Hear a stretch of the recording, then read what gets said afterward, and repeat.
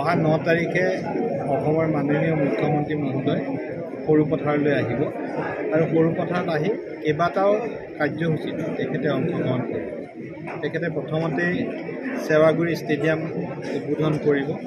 তাৰ পাছত সৰুপথাৰ কুশল কোঁৱৰ ষ্টেডিয়ামত আমি যি নতুনকৈ ইনডোৰ ষ্টেডিয়াম নিৰ্মাণ কৰিলোঁ, সেই ইনডোৰ ষ্টেডিয়াম উদ্বোধন কৰিব, লগতে এটা ছুইমিং পুলৰো আধাৰশিলা স্থাপন কৰিব।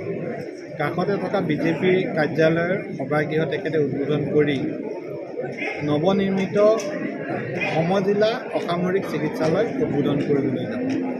100খনতকৈ অধিক বিচনাৰে সৰুপথাৰত অত্যাধুনিকভাৱে সমজিলা অসামৰিক চিকিৎসালয় ইতিমধ্যে নিৰ্মাণ সম্পূৰ্ণ হৈছে। তাত নিজাকৈ অক্সিজেন প্লেণ্ট বহোৱা হৈছে আৰু ICU ফেচিলিটি থাকিব, সকলোখিনি সুবিধা থাকিব। এখন অত্যাধুনিক হস্পিটেল আমি সেইদিনা সৰুপথাৰবাসীৰ বাবে উৎসৰ্গা কৰিব পাৰিম।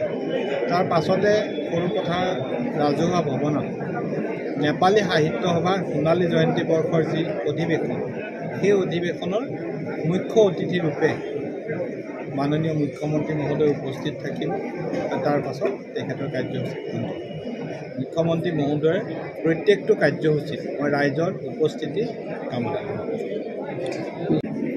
অহা 9 তাৰিখে অসমৰ মাননীয় মুখ্যমন্ত্ৰী মহোদয় সৰুপথাৰলৈ আহিব আৰু সৰুপথাৰত আহি কেইবাটাও কাৰ্যসূচীত তেখেতে অংশগ্ৰহণ কৰিব। তেখেতে প্ৰথমতেই চেৱাগুৰি ষ্টেডিয়াম উদ্বোধন কৰিব। তাৰ পাছত সৰুপথাৰ কুশল কোঁৱৰ ষ্টেডিয়ামত আমি যি নতুনকৈ ইনডোৰ ষ্টেডিয়াম নিৰ্মাণ কৰিলোঁ, সেই ইনডোৰ ষ্টেডিয়াম উদ্বোধন কৰিব, লগতে এটা ছুইমিং পুলৰো আধাৰশিলা স্থাপন কৰিব। কাষতে থকা বিজেপিৰ কাৰ্যালয়ৰ সভাগৃহ তেখেতে উদ্বোধন কৰি নৱনিৰ্মিত সমজিলা অসামৰিক চিকিৎসালয় উদ্বোধন কৰিবলৈ যাব। 100খনতকৈ অধিক বিচনাৰে সৰুপথাৰত অত্যাধুনিকভাৱে সমজিলা অসামৰিক চিকিৎসালয় ইতিমধ্যে নিৰ্মাণ সম্পূৰ্ণ হৈছে। তাত নিজাকৈ অক্সিজেন প্লেণ্ট বহোৱা হৈছে আৰু ICU ফেচিলিটি থাকিব, সকলোখিনি সুবিধা থাকিব। এখন অত্যাধুনিক হস্পিটেল আমি সেইদিনা সৰুপথাৰবাসীৰ বাবে উৎসৰ্গা কৰিব পাৰিম।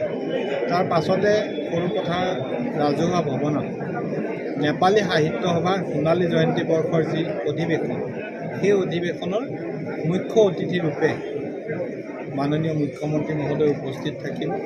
তাৰ পাছত তেখেতৰ কাৰ্যসূচী মুখ্যমন্ত্ৰী মহোদয়ৰ প্ৰত্যেকটো কাৰ্যসূচীত মই ৰাইজৰ উপস্থিতি কামনা কৰোঁ।